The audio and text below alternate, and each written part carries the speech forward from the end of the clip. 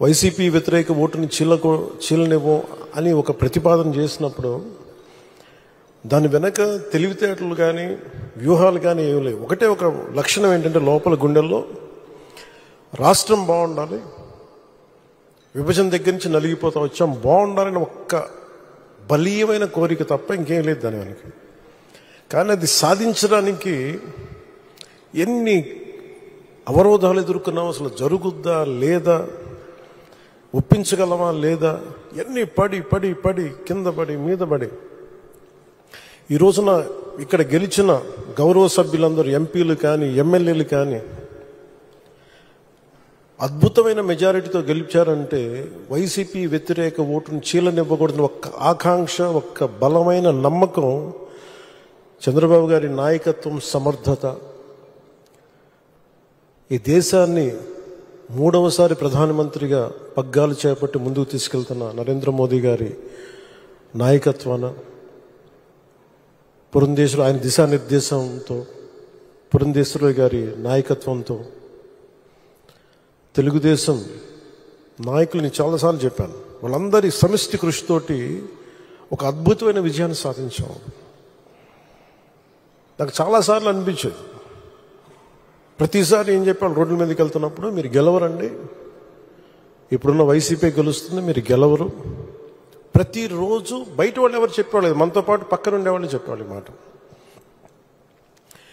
అసలు నమ్మకం ఉన్నది ఎవరికి అంటే అసలు చెక్కు చెదరని గెలుస్తున్నాం, కొడుతున్నాం, నెగిటివ్ థాటే ఉండకూడదు, 170కి 160 కొట్టాలన్న మొదటి రోజు నుంచి చెప్పింది శ్రీ నారా చంద్రబాబు నాయుడు గారు చెప్పారన్నమాట.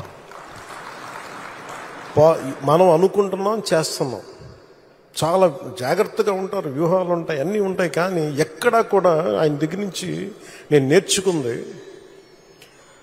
కించిత్తు అధైర్యం లేదు, భయం లేదు ఆయన దగ్గర.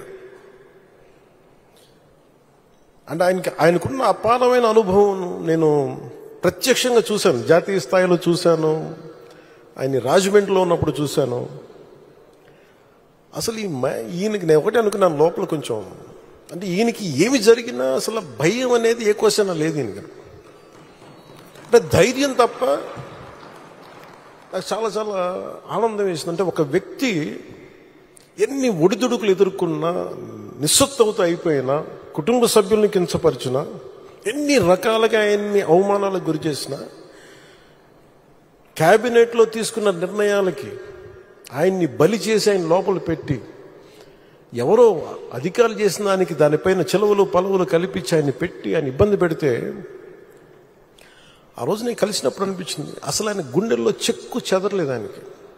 ఆయన ఒకటే ఒక మాట అన్నారు, this is way of life, politics ఇది ఇట్లాగే ఉంటుంది, మనం భరిస్తాం ముందుకెళ్ళడం.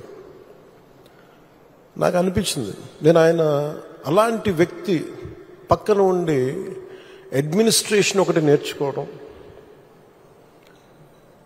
కష్ట సమయంలో అసలు ఎలా ఆయన్ని చూసి నేర్చుకోవాలి. ఒడిదుడుకులు, పొలిటికల్ ప్రాసెస్ ఒడిదుడుకులు ఉంటుంది, వ్యక్తిగతమైన దాడుల దగ్గర నుంచి కుటుంబ పరంగా అన్ని రకాలుగా. కానీ అట్లా తట్టుకొని అసలు ఎవరన్నా ఊహించలేం కదా.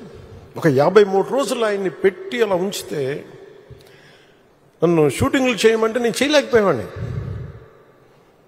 తప్పు సంకేతాలు వెళ్ళిపోతాయని. నేను డేట్స్ ఇచ్చినవి కూడా నేను ఆపేస్తాను ఆ రోజు. ఎందుకంటే ఆయన అంత సఫర్ అవుతా అని ఉంటే నేను బయటికి వెళ్ళి షూటింగ్ చేయడం కూడా నాకు ఇబ్బంది అనిపించేస్తుంది. నా ప్రొడ్యూసర్ చెప్పాను, 2 చేతులు క్షమించమని చెప్పాను ఆ రోజున. తప్పట్లేదు, నాకు రాష్ట్ర ప్రజల కోసం మారాలి ప్రభుత్వం, అందుకని చేస్తాను, దయచేసి మీరు అర్థం చేసుకోండి అని. అంత నేను చేయగలిగానంటే ఆయన తట్టుకున్న విధానం నన్ను కూడా ఎంతో కొంత ఒక చేయూతనిచ్చేలా చేస్తుంది. నా స్వార్థం వల్ల వ్యక్తిగతంగా నేను ఎదిగిపోవాలి, నా కోరికలో రాష్ట్రం విభజన జరిగినప్పటి నుంచి ఈ రోజుకి మనం నలిగిపోతా ఉన్నాం. మనకి తెలంగాణలో మనం దాదాపు 3వ వంతున్నాం అభివృద్ధిలో. సంతోషం, మన తోటి తెలుగు రాష్ట్రం ఆనందం. మనం పోటీ పడాలి, ఎదగాలి అంటే అనుభవం, పొలిటికల్ ప్రాసెస్లో అనుభవం ఒకటి చాలా చాలా కీలకమైంది. తెలివితేటలు ఉండొచ్చు, అన్నిటికంటే కూడా అందరినీ సమన్వయపరిచి, అందరినీ ఆకట్టుకోగలిగి, అందరినీ ఒక దారిని పెట్టగలిగి, కొంత మెత్తదనంతో మందలిస్తూ, కొన్నిసార్లు గట్టిగా చెప్తూ, అలాంటి నాయకుడు వెంట ఆయన నాయకత్వంలో మేమందరం పనిచేయటం నాతో సహా చాలా చాలా నాకు ఆనందంగా ఉంది.